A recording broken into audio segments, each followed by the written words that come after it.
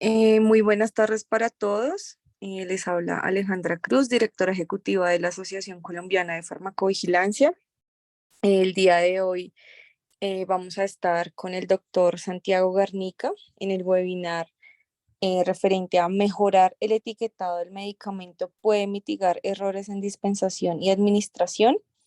El doctor Santiago es químico farmacéutico especializado en epidemiología con formación en liderazgo estratégico y habilidades directivas.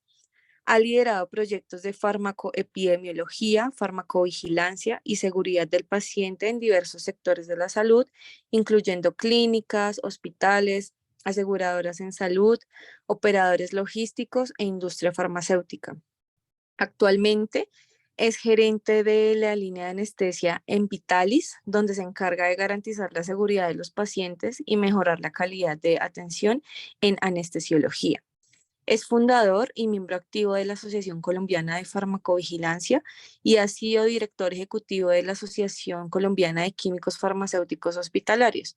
Además, ha sido invitado a dar conferencias internacionales en diferentes países de América, Europa y África, compartiendo sus experiencias y logros en los proyectos que ha liderado. Entonces le doy una bienvenida al doctor Santiago y antes de iniciar el webinar, pues quisiera como dar unas pautas, pues recordarles que este es un evento gratuito que no tiene certificación. También recordarles pues que el evento, si de pronto se pierden alguna parte, lo pueden encontrar en nuestro canal de YouTube como Asociación Colombiana de Farmacovigilancia y pues que les hacemos la invitación a que nos sigan en todas nuestras redes sociales y que pues compartan toda la información que nosotros publicamos constantemente. Entonces los dejo con el doctor Santiago. Doctor Santiago, buenas tardes. Buenas tardes, un gusto saludarlos. Voy a iniciar mi video. Bueno, agradeciendo en primer lugar a la Asociación Colombiana de Farmacovigilancia por invitarme a compartir en nuestras experiencias en el punto de etiquetado, de mejoras en el etiquetado de medicamentos, de productos farmacéuticos y cómo ello puede contribuir a disminuir o mitigar el riesgo de error de medicación. No, sin más, vamos a iniciar. Ok, perdón, voy a ocultar acá video. Bueno, esta es la declaración de intereses y responsabilidad. Yo trabajo a tiempo completo con Vitalis Sassi, compañía farmacéutica. Las opiniones expresadas son responsabilidad exclusiva del autor, pero pues queremos compartirles ejemplos y lo que hemos aportado en este campo del etiquetado como industria farmacéutica. Esta es nuestra agenda, 3 puntos muy sencillos. El primero es el medicamento comunica. El segundo es preguntarnos si es necesario mejorar en etiquetas y empaques. Y el tercero, ¿qué podemos lograr cuando decidimos realizar intervenciones en este aspecto? Entonces, nos preguntamos si el medicamento comunica. Como ustedes saben, la comunicación es un pilar de la seguridad del paciente junto con el trabajo en equipo. Varios autores, varias entidades reconocidas a nivel mundial hablan mucho de la comunicación. En nuestro día a día, en la casa, con la pareja, con los hijos, es fundamental la comunicación y asimismo lo es en seguridad del paciente. Y estas fallas en comunicación frecuentemente se han reportado como fuente de error. Y por lo tanto, asegurar pues una comunicación tanto consistente como estructurada nos ayuda pues a mitigar el riesgo de eventos adversos. Entonces, la pregunta es, ¿un producto farmacéutico que llega a las manos de una persona, qué le está comunicando? Y la respuesta, obviamente sí, el medicamento comunica y tiene un rol fundamental dentro de todo el proceso de atención en salud. ¿A quién le comunica? A varios actores, a varios stakeholders, desde el prescriptor. El prescriptor en ocasiones se puede basar en el etiquetado y empaques para para realizar el proceso inicial, que es la prescripción, hasta el paciente. Un paciente puede no entender perfectamente en la consulta médica las indicaciones y en su casa refuerza, en su casa lee, en su casa repasa los conceptos o las indicaciones en una etiqueta o en un empaque o en un inserto. Entonces em, es fundamental el rol del medicamento en este sentido. Mm, Listo. ¿En dónde impacta el etiquetado a nivel de comunicación? Desde la prescripción, como lo veíamos, hasta el paciente, pero también pasamos por procesos de, por ejemplo, transcripción y validación farmacéutica de las prescripciones, por la dispensación desde los servicios farmacéuticos, ya sea hospitalarios o ambulatorios, la administración y la adecuación de un producto farmacéutico antes de ser administrado y en el monitoreo o en la verificación final. Entonces, en este proceso de comunicación, la idea es que sea bidireccional. ¿Y quién está detrás del etiquetado del medicamento? Un fabricante. Y en ese fabricante tenemos un área médica, un área regulatoria, un área de farmacovigilancia, que imprimen en esa comunicación escrita un mensaje importante para el usuario. ¿Y quién viene siendo el usuario? Un médico, un farmacéutico, un enfermero, una enfermera, un paciente, un cuidador o tal vez la misma agencia regulatoria o tal vez para productos de investigación. Entonces, ¿cómo se retroalimenta el fabricante? La idea es que sea a través de la farmacovigilancia. Y la farmacovigilancia en el entendido de maximizar el uso correcto de los medicamentos y reducir los riesgos potenciales asociados. Entonces, la idea, como les comentaba, es que sea en doble vía y que esta comunicación sea fluida.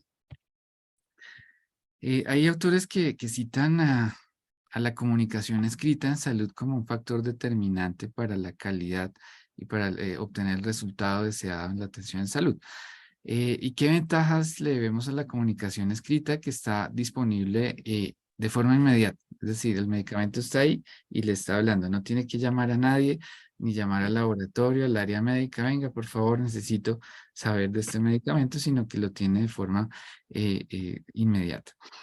También se puede abarcar un gran número de personas. No es necesario hacerlo de forma cara a cara presencial, sino que una información revisada y trazable se puede enviar a varias personas de forma en un mismo momento.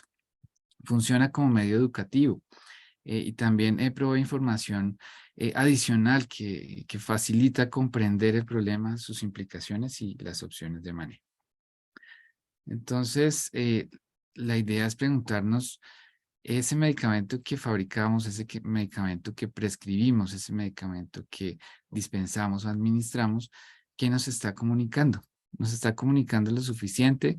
¿Nos está comunicando de menos? ¿Nos está comunicando de más? ¿Nos está comunicando claramente? Yo lo entiendo, yo lo puedo leer. Hacia allá estamos orientados. En las universidades que nos enseñan que el medicamento es un principio activo con unos auxiliares de formulación, unos excipientes y una tecnología. Sin embargo, creo que hemos obviado durante varios años el tema de la información. ¿Dónde están las etiquetas, los empaques, los insertos, inclusive las cartas que acompañan un medicamento, carta al doctor? Eh, y aquí quiero citar a la guía de etiquetas de medicamentos del INVIMA, en el cual se establece que un medicamento es un preparado farmacéutico y allí abajito, donde está resaltado en verde, dice que las etiquetas y los empaques hacen parte integral del medicamento. Es decir, un medicamento sin etiqueta eh, no sería un medicamento completo. ¿Y por qué? Porque garantizan su calidad y uso adecuado sobre todo. Y también dan información, por ejemplo, de temas de estabilidad. Entonces, retomando nuestra función desde la farmacovigilancia, trabajamos para dos cosas, para que el medicamento haga lo que debe hacer, lo haga bien y maximizar esos resultados. Y por otro lado, eh, evitar lo que más esté a nuestro alcance para que el medicamento no haga lo que no tiene que hacer. Es decir, mitigar los riesgos y prevenir lo que sea prevenible, lo que esté a nuestro alcance. En ese orden de ideas, ese medicamento que tenemos en mente lo está logrando, está maximizando, o esa comunicación escrita que está en el medicamento está ayudando a maximizar los resultados, o por el contrario nos está generando confusión en la comunicación. Y la segunda pregunta, ¿ese medicamento está, ese etiquetado, esa comunicación escrita está ayudando a mitigar los riesgos? ¿Está contribuyendo a reducir la probabilidad de un error de medicación? Eh, como reflexión final de esta parte, quiero traer a colación también los procesos en los cuales una etiqueta, un empaque impacta en su comunicación escrita, y es desde la recepción técnica. Si bien ya vimos que la prescripción nos apoya, generalmente en un entorno hospitalario, en una recepción técnica inicia ese proceso de comunicación de una persona que recibe ese medicamento, lo verifica y garantiza que tenga las condiciones esperadas para poderlo ingresar. En el almacenamiento también, cuando lo cambiamos de un lado a otro, se transporta, se traslada. En la dispensación, que ya lo hablamos, en la administración y hasta su disposición final. Entonces, en conclusión, el medicamento comunica, el medicamento es clave en este proceso de comunicación escrita en salud, o la comunicación escrita es clave en todo este proceso de atención en salud relacionada con el producto farmacéutico. Eh, No solo las etiquetas, sino también, como les comentaba, los empaques. Y aquí ustedes pueden ver unos punticos. Esos punticos tienen que ver con el sistema Braille, que en Colombia se ha generado, pues ha habido escenarios de construcción alrededor de ello para facilitar comunicación con las personas que no pueden leer. Entonces, la comunicación escrita va un poco más allá. Y por aquí en una esquinita ven un código Data Matrix o QR que también nos abre un mundo de posibilidades de comunicación cuando, por ejemplo, una etiqueta es pequeña, cuando un empaque, una cajita de un producto farmacéutico es tan pequeña o que no le cabe un inserto. Entonces allí ese Data Matrix nos amplía un universo de posibilidades de comunicación. Y con ello entramos a nuestro segundo punto. Y aquí se me perdió el segundo punto. ¿Qué pasó allí? No hay contraste. Y eso nos pasa muchas veces. No sé si a ustedes les ha pasado, pero cuando hacemos slides, presentaciones, pensamos que está excelente y cuando las proyectamos, oh, no sale como lo esperábamos. Eso mismo nos pasa con los medicamentos. A veces pensamos desde un computador, desde un escritorio, que la información está correcta, está bien, regulatoriamente tiene un visto bueno. Entonces, listo, el producto farmacéutico salió. Pero como acabamos de ver, la información es fundamental. Debemos asegurarnos de que esa comunicación sea lo más clara y legible posible. Entonces, ¿qué diferencia cuando tenemos contraste? Este es nuestro segundo punto. Es necesario implementar mejoras en etiquetas y empaques. Allí ustedes dirán, sí, no, tal vez. Eh, en escenarios de los años anteriores, estado de excepción con los medicamentos importados como vitales no disponibles, tal vez pasó por sus manos productos que estaban con información escrita en un idioma distinto al español. Si alguien me puede ayudar a encontrar qué idioma es este, porque no tengo idea, em, no está en español y es difícil de comprender. Eh, Se tuvo que hacer, por lo que todos ya sabemos, y el producto tuvo que estar disponible, pero la idea es que esto no sea una constante, que esto sea algo que no suceda en los países en los que estamos, que la información escrita esté en un lenguaje en nuestro idioma propiamente y en un lenguaje adecuado o adaptado a nuestro entorno latinoamericano. Este es otro tema que se ha relacionado y es de la isoapariencia. Tal vez ustedes han escuchado el tema de los medicamentos LASA. ¿De dónde viene el tema de los medicamentos LASA? Eh, como su nombre en inglés lo indica, son los medicamentos que se ven similar o se escuchan similar.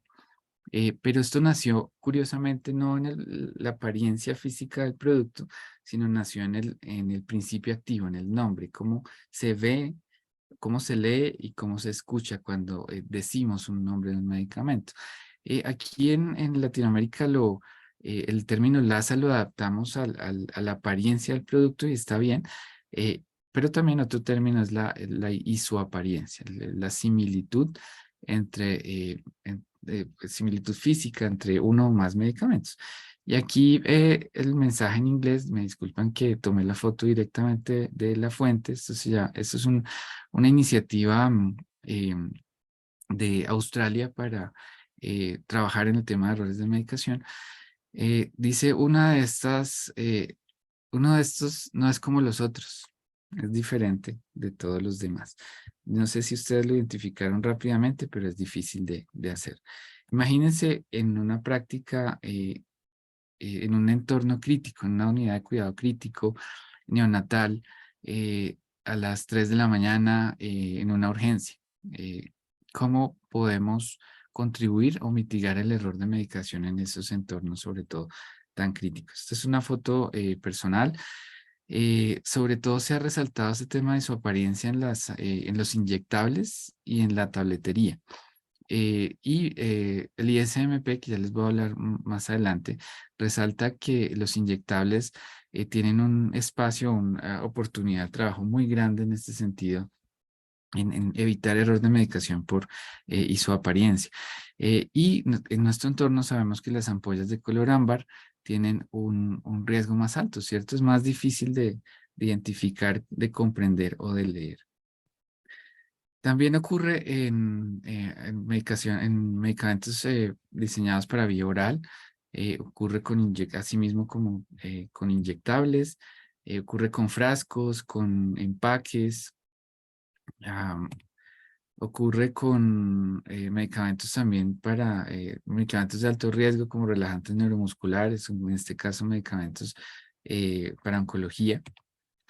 Y acá en Colombia, por ejemplo, esta es una iniciativa que quiero resaltar esta es una tesis de maestría de la Universidad Nacional en el cual generó este movimiento nuevamente de su apariencia, trabajado o visto desde los inyectables, incluso generó una tesis de grado que los invito a consultar, allí está la página web, generaron una forma, una metodología a través de consenso con expertos para objetivizar qué es eso de la isoaparencia. Es que a mí me parece o no me parece, sino generar una propuesta para identificar un grado de similitud entre dos productos farmacéuticos distintos. Eso es algo que resaltar allí, que hay que profundizar, no me voy a detener allí. Bueno, y este tema de errores de medicación es grave, no es grave, ¿qué pasa con ello? El IMSN, que es clave, que les voy a hablar ahorita en un par de slides también, menciona o resume, condensa datos sobre morbimortalidad con error de medicación. Y me llamó mucho la atención, por ejemplo, que reporta su frecuencia, más que frecuencia es número, de errores de medicación al año, 237 millones de errores de medicación en un año en un país como Reino Unido. No solo ocurren, sino también en el paciente son causa de muerte y de lesión permanente. Y aquí hay dos datos interesantes. En Estados Unidos, por error de medicación, 7,000 personas al año fallecen. 7,000 personas es un coliseo, tal vez de, lleno de personas que desaparecen en un año por esta causa. Y en el Reino Unido se tiene una estimación un poco menor, 1,700, pero igual son cifras importantes, significativas y creo que le deberíamos poner más atención a este tema de los errores de medicación. Y no solo eso, sino también en el costo. 42 billones de dólares al año, que es el 1% del gasto mundial en salud, que en vez de ser usado o invertido para prevención primaria, secundaria, vacunación, etcétera, se invierte en paliar o atender todas las consecuencias de los errores. ¿Y el medicamento qué tiene que ver allí? Uno dice, ¿quién tuvo la culpa? El tuvo la culpa. Es un dicho aquí colombiano. Generalmente se le asigna la culpa a la persona que se equivocó. En este caso, en caso hospitalario puede ser una enfermera. En el caso de una dispensación ambulatoria, el dependiente de farmacia, un droguista, eh, se les asigna toda la responsabilidad a la persona que se equivocó. Pero sabemos que el medicamento puede contribuir o puede ser causa también de error. Y eso se genera por tres factores principales. Uno, la apariencia similar entre diferentes productos. Dos, la información, volvemos a la información escrita con la cual iniciamos esta charla. La información no legible o difícil de comprender. Y una tercera que entra a grabar la situación, y es que no es fácil aprenderse, no es fácil trabajar para muchas personas con los nombres de los principios activos y mucho menos de las marcas. Entonces, eso tiende a empeorar la situación. Y se dice que el 27% de los errores de medicación a nivel hospitalario es causado por problemas en el diseño del medicamento. Si lo llevamos a nivel hospitalario ambulatorio, sube a un 33%. Podríamos decir que uno de cada tres errores de medicación son causados por problemas con etiquetado, empaque, envases y confusión de nombres. Aquí ya entramos a hablar del caso de Vitalis. Y les cuento una historia. Esto sucedió en 2016, 2015-2016. Decidimos como en Vitalis hacer una farmacovigilancia menos reactiva, más proactiva. La historia de farmacovigilancia en Vitalis comienza mucho más atrás con intervenciones muy interesantes. Sin embargo, en estos años pusimos un énfasis especial en hablar con el usuario, quién usa el medicamento. Fuimos a farmacéuticos, fuimos a enfermeras, sobre todo, que son las personas que manipulan el medicamento, que lo abren, que lo palpan, que lo adecúan, lo administran. También con anestesiólogos lo hemos hecho en un periodo un poco más reciente, siendo pues eh, de las especialidades médicas que mayor tiene contacto directo con el producto farmacéutico. Pero fuimos a esas enfermeras y a esos farmacéuticos, les preguntamos, bueno, ¿cómo estamos? ¿Qué problemas estamos teniendo? Sí, tenemos reportes usuales de lo esperado de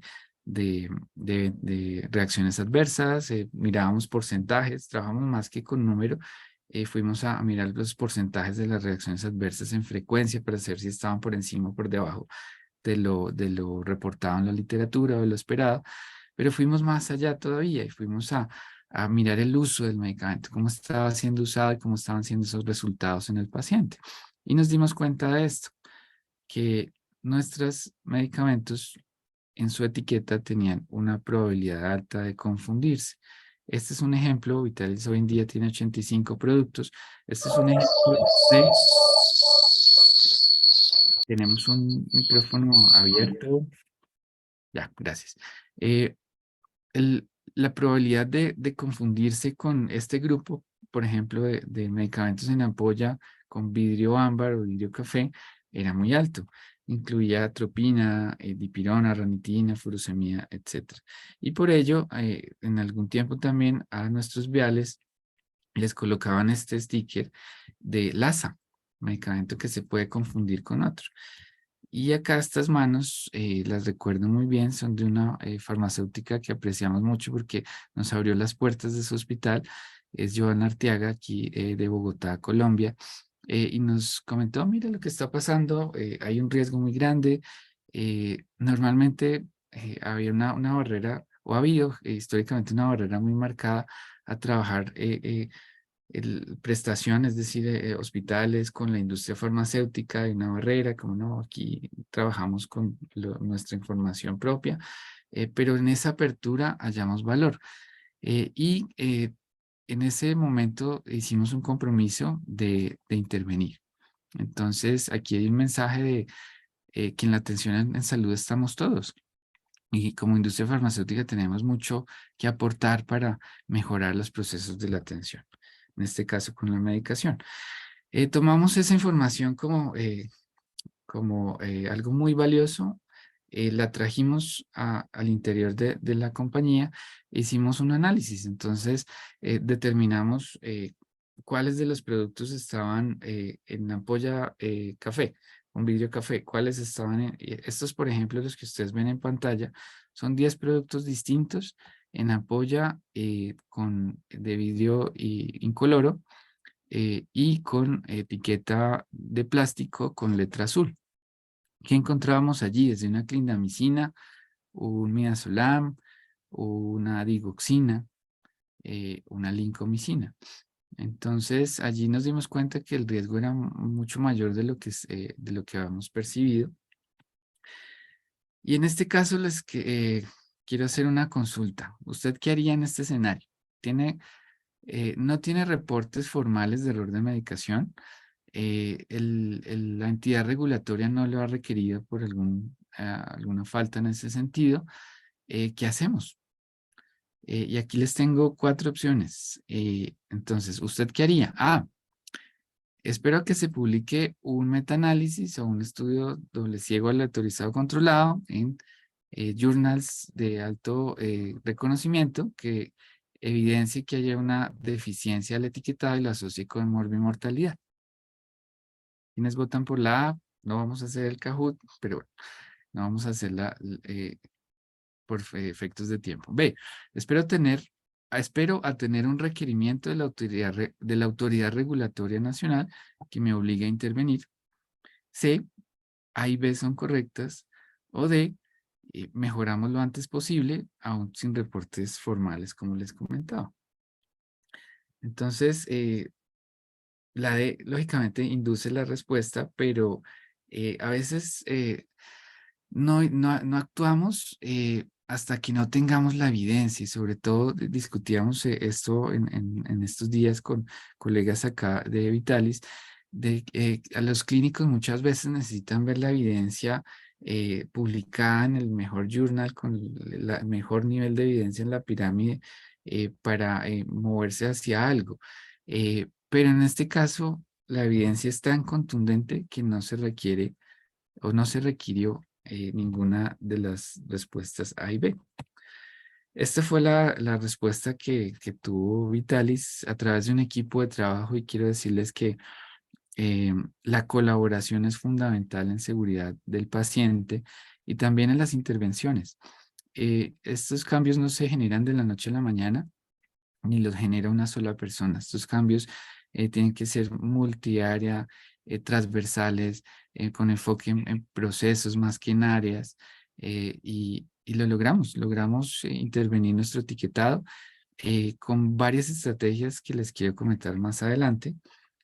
eh, y me devuelvo para que de pronto aprecien la diferencia. Los 10 mismos productos que antes tenían un riesgo muy elevado de confundirse, hoy en día son ampliamente legibles, distinguibles y hasta agradables en su apariencia. Y aquí quiero citar a una persona que trabaja mucho en ergonomía de factores humanos, que es Carlos Aceves. Me envió estos dos factores que encontró en su investigación, me parecieron muy interesantes. Dice que algunos fabricantes no consideran que el diseño de los productos para reducir errores sea su responsabilidad. Esto está documentado, lo dice un artículo. Y dos, existe la creencia de que eliminar los errores por sí solo únicamente depende de cuánto perfeccionemos a las personas que usan los medicamentos. Y como comentaba nuestra presidenta de la Asociación Colombiana de Farmacovigilancia, la culpa no es de nadie, pero la responsabilidad es de todos. Entonces, ¿qué podemos hacer para mitigar este riesgo? Hay que poner una línea de base y es algo muy lógico y es que las personas se deben formar. Nosotros como talento humano en salud nos debemos formar y eso no lo quita una u otra intervención, hay que hacerlo y es de base. Eh, por eso el etiquetado por sí solo no es la solución definitiva, debe ser parte de una estrategia global que incluya, lógicamente, entre otras cosas, empoderar a un paciente, a un cuidador, entrenar al talento humano y también efectuar mejoras en los sistemas y en las prácticas, en estos sistemas complejos de los que trata una atención segura. Pero quiero resaltar que el etiquetado seguro efectivamente sí puede contribuir directamente en prevenir errores. Entonces, no es la solución definitiva, pero si está dentro de nuestro alcance y nuestra responsabilidad, ¿por qué no hacerlo? Ahora, ¿qué hacer? ¿Cómo mejorar? ¿Cómo abordar la situación? La recomendación es hacer una clasificación de riesgo, hacer un proceso de gestión de riesgo basado en el diseño actual y trazarse unas metas a dónde queremos llegar. Y allí pues hay muchas guías.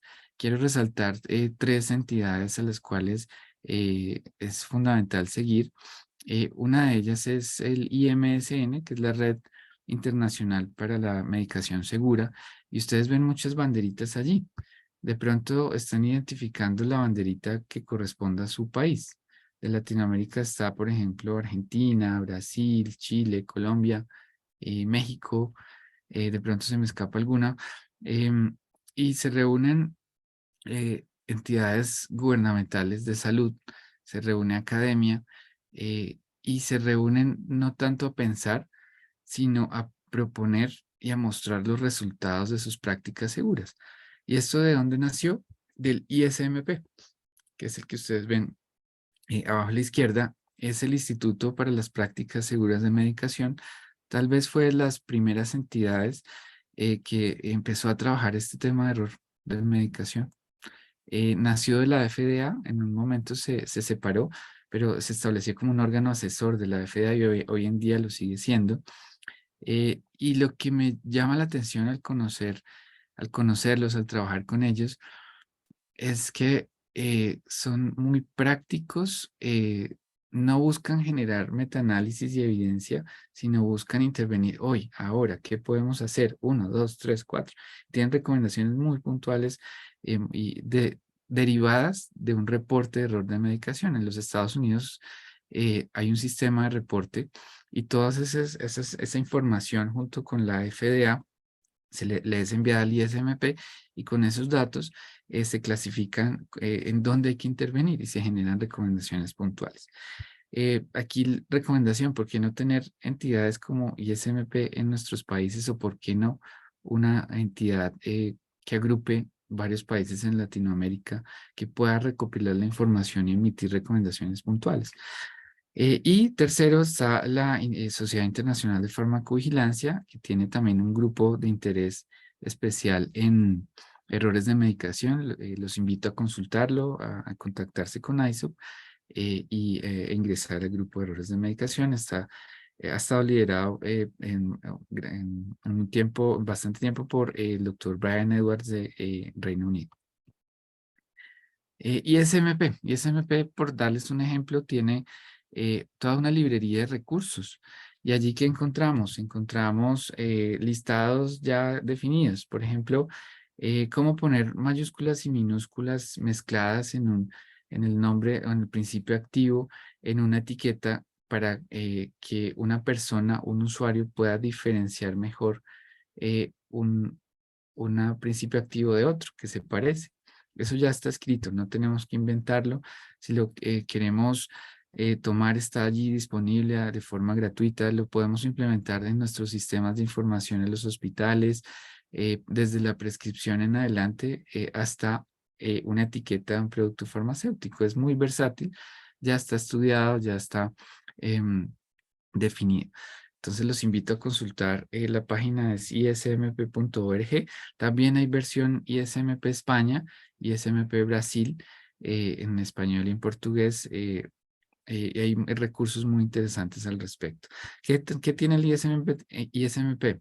Listados de abreviaturas que generan error o que inducen al error, como por ejemplo, no debemos trabajar como el microgramos, el MIUG, que todos conocemos, o MCG, sino microgramos completo, unidades internacionales completo, para evitar que se pueda interpretar de una forma errada y pueda generar error de medicación.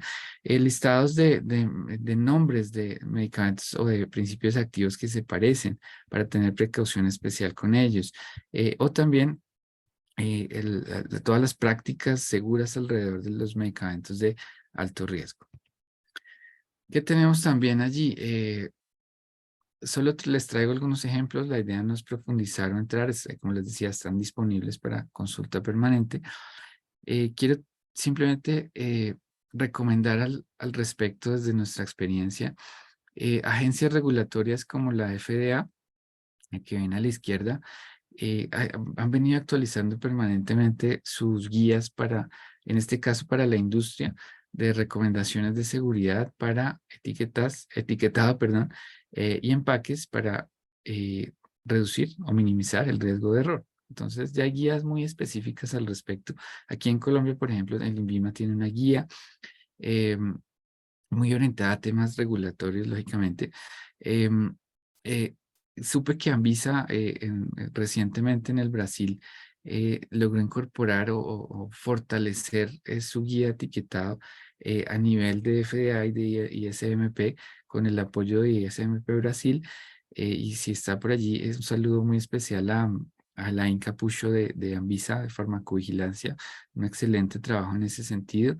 Em, entonces, acá tenemos dos cosas, para armonizar, para regular el etiquetado y empaques en países específicos, desde la Agencia Regulatoria Nacional. O también tenemos guías, por ejemplo, del NHS del Reino Unido, que trabaja mucho con un concepto de factores humanos, que es importante incorporar todo el tema de ergonomía y factores humanos, que ya vamos a hablar un poquito de ello. Y esta, por ejemplo, ya está desde el 2006 disponible, es el diseño para seguridad del paciente en inyectables puntualmente. Podemos encontrar diseños también de NHS muy interesantes eh, para empaques de productos orales, con todos los detalles, recomendaciones de cómo poner cada elemento, los colores, todo está allí escrito. Entonces, los invito a consultarlas, los invito a tomarlas e implementarlas en ese sentido. Y esta creo que es la guía máxima. 2013, IMSN, ya les comenté que es IMSN, es un documento de posición para hacer o facilitar, favorecer desde el nombre del producto farmacéutico, nombrar un producto, etiquetarlo y su empaque. Entonces los invito a consultarla. Tiene puntos muy claros en cuanto al uso del color, tiene puntos claros en cuanto a las abreviaturas, en cuanto a la fuente, es decir, el fuente es el tamaño de letra. Es muy corta, muy concreta y sustanciosa. Entonces los invito a consultarla. Pero más allá de detenerme en cada guía, quiero hacer una reflexión sobre esto y es, eh, todas las personas somos diferentes, tenemos sueños diferentes, tenemos dificultades diferentes, percibimos el mundo de una forma diferente. Entonces, la idea es diseñar medicamentos con base o con foco en quien los usa.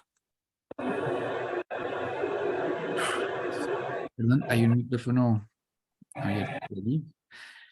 Bueno, esta diapositiva me acompaña desde hace varios años eh, y en ella hago énfasis en que toda la atención en salud hay seres humanos que atienden a otros seres humanos. Y los seres humanos somos proclives a error, no somos perfectos. Entonces, ¿cómo ayudamos a esas personas a ejecutar sus tareas y a interactuar con los elementos que tienen alrededor en un sistema muy complejo para que se tenga el mejor resultado con el mínimo riesgo? Allí viene el tema de los factores humanos. La idea, como les comentaba, es realizar diseños seguros centrados en la persona. ¿Y en cuál persona? ¿En cuál ser humano? En un usuario. ¿Quién es el usuario de un medicamento? Puede ser un paciente, puede ser un cuidador. En entornos hospitalarios usualmente es el farmacéutico y la enfermera. Eh, ¿Por qué no nos detenemos un poco a entender eh, cuáles son esos factores que están en su sistema y cómo podemos contribuir a mejorar estos procesos? Y esto es lo que propone la ergonomía de factores humanos. Más allá de ergonomía, pensar en cómo estoy sentado, si mi columna está derecha, cómo está el tema del mouse y demás. Este es un concepto mucho más allá, es una ciencia que ha evolucionado mucho, y su objetivo es, si se puede resumir, es cómo facilitar al usuario interactuar con el medicamento. Y allí les invito a ser parte y a contribuir, colaborar con esta red que se creó recientemente, la Red Latinoamericana de Ergonomía y Factores Humanos, liderada por el doctor Carlos Aceves, que trabaja mucho con Reino Unido, y es un modelo muy bonito en el cual por ejemplo, las guías que les mostré de inyectables se diseñaron o se concibieron con base en esta estructura. Entonces, esta regla esa para que lo consulten y puedan interactuar con la red. Y aquí traigo unos elementos que me facilitó la doctora Ángela Caro, quien aprecio bastante. Y es esto, desde el diseño seguro centrado en la persona, cómo trabajamos en un concepto que ella trabajó mucho en su maestría para profesora de ergonomía cognitiva, de educación en este aspecto. Y me mencionaba estas cosas, como todos somos seres humanos y nos podemos equivocar.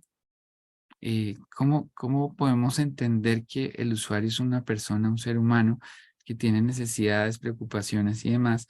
¿Y cómo les podemos facilitar la vida? Y ella habla de unos sesgos cognitivos. Si bien nos formamos, nos preparamos, el cerebro a veces nos puede jugar malas pasadas. Entonces, ¿cómo facilitar eh, la interacción y una tarea de una persona, de un farmacéutico, una enfermera, para que podamos contribuir a que la tarea quede lo mejor realizada posible? Volvemos al caso que les comentaba de Vitalis. En ese aspecto decidimos intervenir no solo en lo LASO, es decir, no solo en que antes no se veía y ahora sí se ve el nombre del medicamento y la información, sino en varias estrategias orientadas a este tema de usabilidad, cómo poder usar mejor un medicamento, producto farmacéutico. Por ejemplo, estas eran nuestras cajitas de los productos. Esto es una vitrina, un estante de una farmacia, y allí hay 20 productos distintos. ¿Cuál se dispensa? ¿Cierto? La etiqueta trabajar en la etiqueta no fue suficiente, hubo que trabajar también en las plegadizas que llamamos nosotros o las cajas, los empaques. Y aquí tenemos una muestra de cómo lo trabajamos. Por ejemplo, teníamos dos productos con isoaparencia, en un frasco con dimensiones similares y con una etiqueta muy parecida y cómo los diferenciamos. Eh, Aquí quiero resaltar, por ejemplo, la orientación del texto, los colores, las letras mayúsculas. Aquí de pronto no se alcanza a ver, pero no dice, en penicilina no dice UI, sino dice unidades internacionales en palabras completas, que es lo que recomienda ISMP. Y no solo ISMP, sino todas las entidades anteriores que les comenté.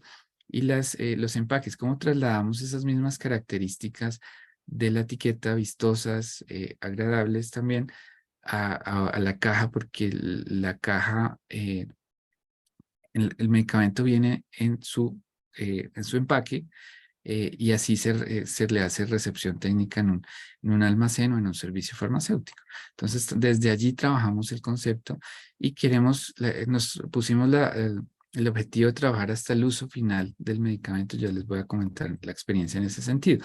Estos son ejemplos de cómo eran las cajas antes y cómo son ahora. Y trabajamos en varios conceptos. A nosotros nos dicen, bueno, les quedaron bonitos los colores y la respuesta es sí, los colores fue algo fundamental, pero más allá, quisimos ir más allá del color, trabajar en temas de cómo mejorar y facilitarle la vida a esas personas que usan el medicamento. Eh, y logramos hacerlo mediante diferenciación por color. Esto es distinto al código de color. El código de color no es algo que no se desea en etiquetas. ¿Por qué? Porque si, por ejemplo, todos los medicamentos cardiovasculares se ponen en rojo, eh, ya la persona se confía en que los rojos son para el corazón y evita y no lee el contenido del medicamento. Entonces, lo que busca el color es generar diversidad para que la persona, su cerebro diga, uy, aquí tengo que leer, algo pasó, y no confiarse de un color. También diferenciar un mismo principio activo y dos concentraciones. Eh, también la etiqueta en vez de fondo transparente, ahora es fondo blanco para que el color genere un mayor contraste. El texto del medicamento ya no es alrededor de la etiqueta de la ampolla, sino en forma vertical. Yo ya no tengo que levantar una ampolla y rotarla para ver qué hay allí, sino simplemente la recuesto y en un mismo campo visual encuentro toda la información disponible. Las letras mayúsculas que les había comentado, para llamar la atención de ese usuario y decir, venga, lea mejor porque este principio activo se parece con otro, entonces pilas, alerta. Alerta de color para concentraciones que tienen un principio activo con varias concentraciones, la concentración más alta en rojo, pilas, alerta, esta es la más grande. Si alguna vez una gentamicina de 160 llega a una unidad neonatal, y uy, no, esto no debería estar acá, esto no se usa acá. Lo que les comentaba también de las palabras completas, en vez del UI, unidad internacional, en vez de MCG, microgramos completo para facilitar la lecturabilidad. Y allí quisimos, como les comentaba, ir desde la recepción técnica hasta el uso final. Y nos dimos cuenta que el medicamento se reembalsa en muchas oportunidades. Es extraído de su envase original hacia una jeringa o hacia una bolsa. Caso, por ejemplo, quirófano en anestesia. Les recomiendo esta guía del ISMP, está reciente, para medicación segura en uso perioperatorio. ¿Qué nos dice allí la literatura? De cada 100 medicamentos que se administran en cirugía, hay entre 5 y 6 errores. Y varios de esos errores se dan porque la jeringa es lasa.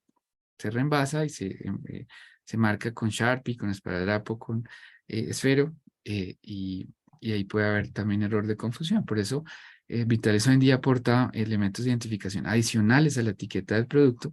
Aquí sí aplica un código de color en anestesia. Los anestesiólogos se pusieron de acuerdo en el mundo en código de color y aplica allí, no para el producto farmacéutico como tal, sino para las etiquetas puntualmente en cirugía, en anestesia. Así se ven hoy en día, las probemos como parte integral de la propuesta de valor de Vitalis en ese sentido.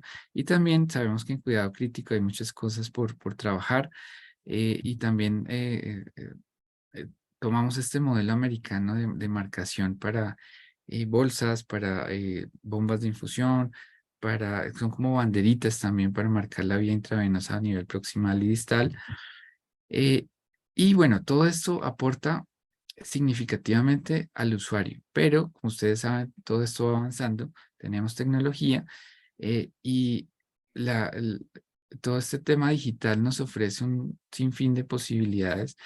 Hoy en día nuestros productos ya cuentan con código QR, el cual cuenta con información del medicamento, pero queremos ir más allá y acompañar en estos procesos de lectura, en cómo, por ejemplo, si se va a administrar un medicamento, que haga match ese código QR con el código del paciente, y si hay match, entonces permita proseguir en la administración, y si ese medicamento no corresponde a ese paciente, haya una alerta. En todo este tipo de procesos de barreras de seguridad, estamos trabajando y los invitamos a trabajar en ese sentido. Y por último, ¿qué podemos lograr cuando decidimos mejorar? Eh, Desafortunadamente la evidencia es limitada en errores de medicación, usualmente no se reporta. porque el error de medicación eh, cotidianamente se castiga y se castiga a la persona. Y en algunas oportunidades hemos avanzado mucho y se está estudiando el entorno y qué pudo haber pasado, pero no es en todos los casos. Y aquí hay un dato importante que nos aportó el doctor Carlos Aceves de Relaesa, y es que este diseño seguro centrado en la persona del etiquetado de medicamentos ha logrado reducir hasta un 66% los errores. Pero de todas formas se requiere más investigación, más datos que soporten y nos den luces sobre el impacto de las intervenciones, por lo cual Vitalis hoy en día tiene dos estudios en curso, dos publicaciones en proceso, sobre las cuales les quisiéramos hablar en una siguiente oportunidad. ¿Qué podemos concluir? Que el medicamento comunica. Es muy claro. Es necesario mejorar en etiquetas y empaques, y cuando mejoramos estamos impactando positivamente la seguridad del paciente. ¿Qué recomendaciones podemos dar? No nos esperemos al metaanálisis ni a que la autoridad sanitaria nos intervenga. Eh, Mejoremos. Yo creo que con una sola vida que logremos salvar ya habrá valido la pena. Recomendamos avanzar en diseño seguro centrado en el usuario. También, ¿por qué no tener una armonización regulatoria en etiquetado y empaques a nivel latinoamericano? También, ¿por qué no tener modelos de ISMP en nuestros países que tengan la información de error de medicación y puedan emitir recomendaciones puntuales desde la práctica y la academia para intervenir esto que es evidente y que si bien necesitamos más información, pues no nos debemos esperar a que tengamos los metaanálisis. Y por último, esta es una sugerencia muy personal. Ojalá el mercado farmacéutico y la selección de los medicamentos premien las iniciativas en seguridad. Esto haría que se incrementara mucho la inversión y el trabajo en ese sentido. Y por último, agradecimientos a la asociación de todo corazón. Aprecio mucho a todo el grupo de la asociación, a Patricia Zuluaga, presidente, a Alejandra, a Cristian, a todos los que están allí, al ISMP, que pues nos ha dado unas guías y unos lineamientos clarísimos de pensemos menos, hagamos más. Y al ISOP, a su presidente, Ángela Caro, doctora Ángela Caro, un saludo muy especial. Doctor Carlos Aceves de Relaesa también, muchas gracias por su contribución en esta conferencia. Y lógicamente todo el equipo Vitalis, Dirección Médica, las personas de logística, de calidad, de materiales que trabajaron en este sentido, servicio al cliente, que nos han permitido avanzar en ese sentido. Muchas gracias y bueno, los dejo espacio para preguntas. Doctor Santiago, muchísimas gracias por su intervención. De verdad que la información suministrada el día de hoy es bastante importante. Pues desde la asociación queremos extenderle una felicitación porque sabemos el trabajo que ha desarrollado a través de los años con todo esto de la seguridad de los medicamentos y el etiquetado. Entonces, una felicitación muy grande y pues de nuevo reiterarle que esta es su casa y que siempre va a ser muy bienvenida. Em, Pueden colocar sus preguntas en la parte del chat. No sé si alguien tenga alguna pregunta, pues solamente han escrito agradecimientos por la intervención.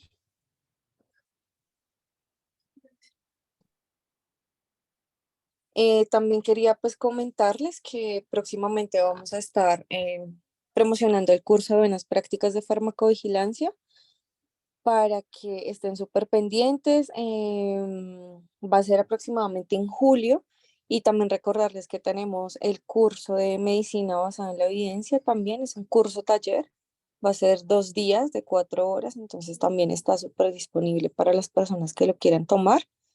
Em, en la página web o en todas las redes sociales pueden encontrar como la información respectiva, sino en el correo electrónico de la asociación.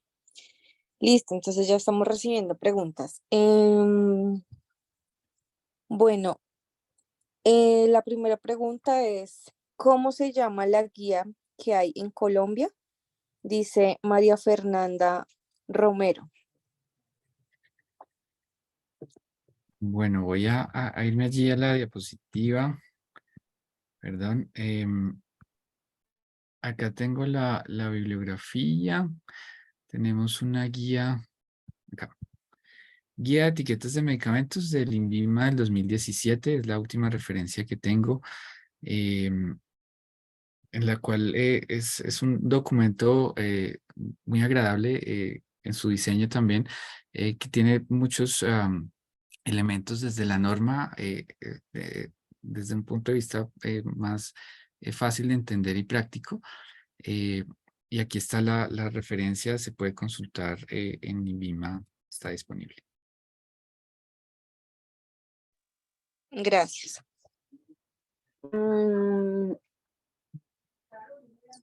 Hay otra pregunta.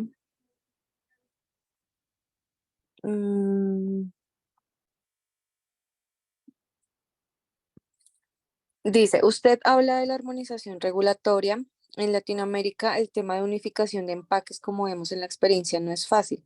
Los cambios ejecutados por ustedes en los empaques, ¿cómo han sido recibidos en otros países? ¿Alguna objeción al respecto? Y bueno, generalmente han sido muy bien recibidos. Distintos países tienen distintos procesos, distintos tiempos, distintas normas. En general lo hemos podido implementar en varios países de Latinoamérica. Hablamos de Chile, Ecuador, Perú, en Centroamérica, Costa Rica, Guatemala. Em, hay particularidades regulatorias. Por ejemplo, en Chile no nos ha sido aprobado el uso de mayúsculas y minúsculas porque la norma ya obliga a que todos los nombres, ya sea de principio activo o de marca, estén todo en mayúscula. Entonces, hay particularidades en cada país. Por ejemplo, en ella hemos trabajado mucho con Chile y creemos que si hay un movimiento latinoamericano y armonizamos o tomamos esos recomendaciones que ya están disponibles, las adaptamos un poco y también evaluamos lo que está sucediendo en errores de medicación en nuestros países, podríamos vencer esas barreras mucho más, eh, de una forma mucho más contundente y podríamos llegar a pensar ¿por qué no?, en una norma sobre etiquetado latinoamericana con un requerimiento un poco más alto, sin que llegue a bloquear el acceso, pero sí poner el estándar un poquito más alto, creo que sería de gran ayuda en ese sentido.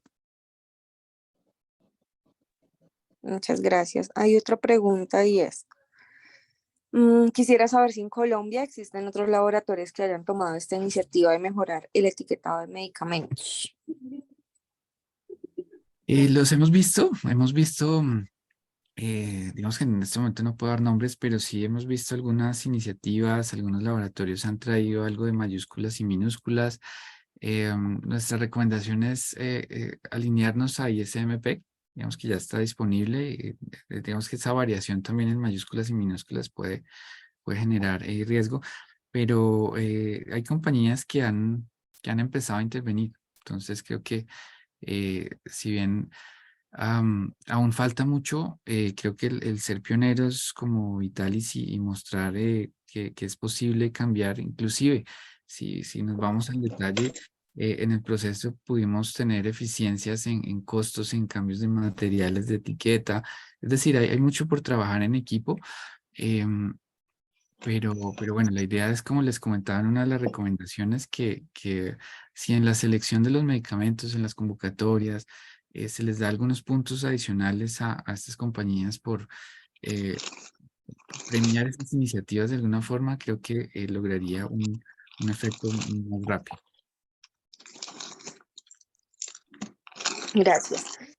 Bueno, hay unos comentarios de felicitación por liderar tan efectivas estrategias de identificación segura de los medicamentos, un ejemplo a seguir desde la industria farmacéutica. Otro que dice, excelente iniciativa desde de Vitalis, en la clínica donde laboro ha sido de gran ayuda. Hay otra pregunta y es, ¿cómo definieron qué colores eran los adecuados para cada medicamento? ¿Fue según la guía o fueron definidos por Vitalis? Buen punto. Ahí en la guía máxima que le llamo yo, la guía del 2013 de la red IMSN, y en la de la FDA también aclara mucho que los colores deben ser aleatorios. No, en lo posible no se deben seguir ningunos códigos de color, sino debe ser de forma aleatoria y el color no debe casarse con un medicamento, sino el color debe ser un distintivo que llame la atención al cerebro en ese sistema complejo y lo obligue a leer, llame su atención para que haya una lectura completa y una diferenciación adecuada de los medicamentos. Entonces, en conclusión, no nos inventamos color para productos, sino usamos el color a favor para diferenciarlos. Gracias. Hay otra pregunta y es, ¿cuánto tiempo aproximadamente tardaron en el cambio de color de cada etiqueta? Esto debido a que se hacen trámites de registro sanitario en cada país por el cambio de etiqueta.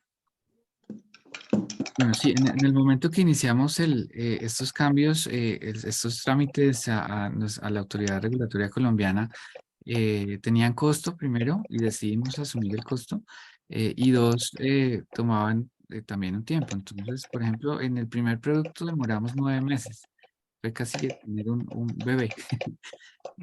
Entonces, y vivimos todas esas etapas del embarazo, de hablar con INVIMA, fuimos a hablar con el grupo de farmacovigilancia, con registros, llegar a un consenso y lograr una aprobación de un cambio en ese sentido. Creo que fue muy provechoso. Y en otros países lo hemos venido haciendo progresivamente. En Colombia, cambiar todo el portafolio nos tomó 2 años larguitos, 2 años y medio, eh, y llegar a otros países también han sumado años. Entonces no es algo que pueda hacer de la noche a la mañana, por varios temas logísticos, de costos, de procesos transversales de armonización, de etiquetado también. Entonces es algo que puede tomar años, pero vale la pena. Listo. Y la última pregunta. ¿Crees que se podría lograr que gubernamentalmente se adopten estrategias de etiquetado, incluyendo que las tableterías tengan información de lotes, etcétera?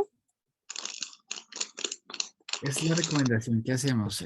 Si subimos un poquito los estándares, lógicamente, y hago la claridad de sin generar dificultades de acceso, barreras de acceso, en la medida que podamos discutir, llegar a acuerdos sobre unos estándares más altos donde se incluyan las necesidades del usuario.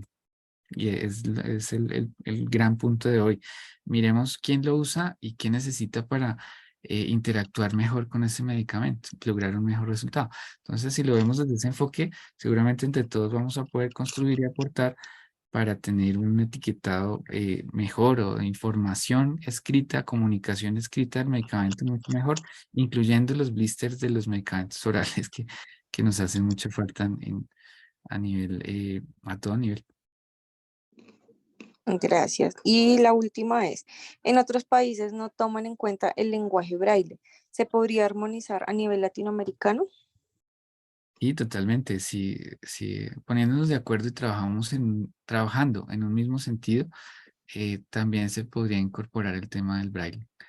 Entonces, podemos subir los estándares entre todos y llegando a acuerdos, creo que se puede construir y tener en cuenta al usuario. Y a veces pensamos o se nos olvida que existen personas que no pueden leer, o incluso hay personas que tienen dificultades para diferenciar colores. Entonces, ¿qué podemos hacer con ellos?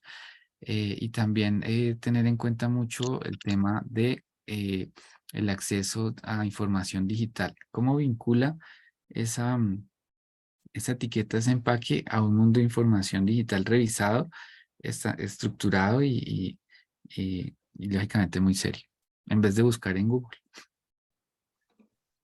Muchas gracias, doctor. Pues nada, siendo las 7:05, entonces damos cierre al webinar del día de hoy.